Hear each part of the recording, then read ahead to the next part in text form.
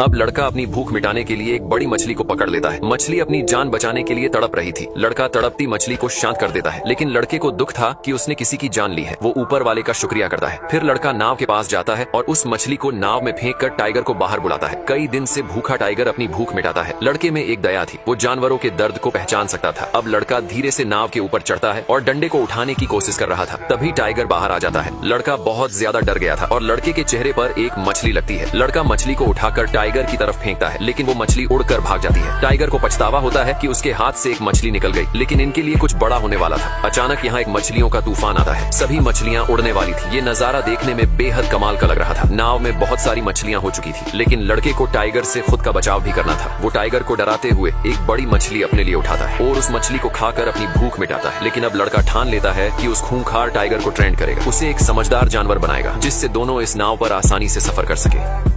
अब लड़का उस खूंखार टाइगर को एक डंडे की मदद से ट्रेन करता है। टाइगर बहुत गुस्से में था, लेकिन लड़का हार नहीं मानता। वो हर तरह से प्रयास करता है। डंडे में मांस के टुकड़े फंसाकर उसे खिलाता है, ताकि टाइगर एक पालतू जानवर की तरह बर्ताव करे। आखिर में लड़का चिल्लाकर उसे अंदर भेज देता है। आज की ट्रेनिंग काफी अच्छी हुई थी, लेकिन लड़का अभी भी टाइगर से अलग अपने ढांचे में रहता है, क्योंकि टाइगर पर भरोसा नहीं किया जा सकता था। धीरे धीरे कई दिन बीत जाते हैं। लड़का टाइगर के बिल्कुल करीब आ चुका था। टाइगर भी लड़के को कोई नुकसान नहीं पहुंचा रहा था। तभी लड़के ने देखा एक भयानक तूफान इनकी तरफ आ रहा था। ये तूफान जानलेवा तूफान था, लेकिन लड़का इस तरह के तूफान से बहुत खुश था। लड़का चिल्लाकर ऊपर वाले को शुक्रिया कहता है। आखिर जो भी हो, प्रकृति के आगे दुनिया की हर एक चीज फीकी है। लड़का और टाइगर इस भीषण तूफान में खुद को एक नाव पर संभाले हुए थे। अगली सुबह सब शांत हो चुका था, लेकिन आसमान का नजारा बेहद सुकून भरा था। अब पूरे 1 महीने बीत चुके थे। भूख के कारण दोनों की हालत बुरी हो चुकी थी। दोनों कमजोर हो चुके थे। लड़का टाइगर के पास जाता है, उसके मुंह में पानी डालता है। आखिरकार अंतिम घड़ी में लड़के ने टाइगर को छूकर महसूस किया। टाइगर भूख के कारण कमजोर हो चुका था। दोनों एक अच्छे दोस्त बन चुके थे। इतनी भूख टाइगर कभी बर्दाश्त नहीं करता, लेकिन आज वो बिल्कुल लाचार और मजबूर था। अब टाइगर और लड़का दोनों भूख से तड़प रहे थे। पूरे 15 दिन तक खाना न मिलने से दोनों बहुत कमजोर हो चुके थे और जीने की उम्मीद छोड़ चुके थे। लड़का अपने मम्मी पापा को याद करता है, जो अब इस दुनिया में नहीं थे। अगली सुबह लड़के की आंख खुलती है और वह देखता है कि उनकी नाव एक आइलैंड के किनारे लगी हुई है। लड़का नीचे उतरकर नाव को बांध देता है और वहाँ की जंगली घास खाने लगता है। ये आइलैंड कुछ अजीब था। तभी लड़के को किसी की आवाज सुनाई देती है। उसने देखा कि वहाँ बहुत सारे नेवले थे। लड़का उनके बीच चला जाता है और पानी में कूदकर नहाने लगता है। इस आइलैंड पर बहुत सारे नेवले रहते थे। टाइगर भी नेवलों का शिकार कर अपनी भूख मिटा रहा था। धीरे धीरे सूरज ढलने लगता है और सभी नेवले जंगल के अंदर जाने लगते हैं। लड़के ने रात बिताने का इंतजाम कर लिया था, लेकिन नेवले फिर भी उसके पास आ गए। लड़का उन्हें भगाने की कोशिश करने लगता है। रात का समय कुछ अलग सा दिखाई दे रहा था। लड़का एक फल तोड़ता है और उसे खोलकर देखता है, लेकिन वह फल जहरीला था। इस आइलैंड पर रात के समय हर चीज जहरीली हो जाती थी। अगले दिन लड़का वहाँ से जाने की तैयारी करता है। उसने बहुत सारी जंगली घास और मीठा पानी अपने साथ रख लिया था। फिर वह टाइगर को आवाज लगाता है। टाइगर भागता हुआ आता है और नाव पर बैठ जाता है। दोनों अगले सफर के लिए निकल पड़ते हैं।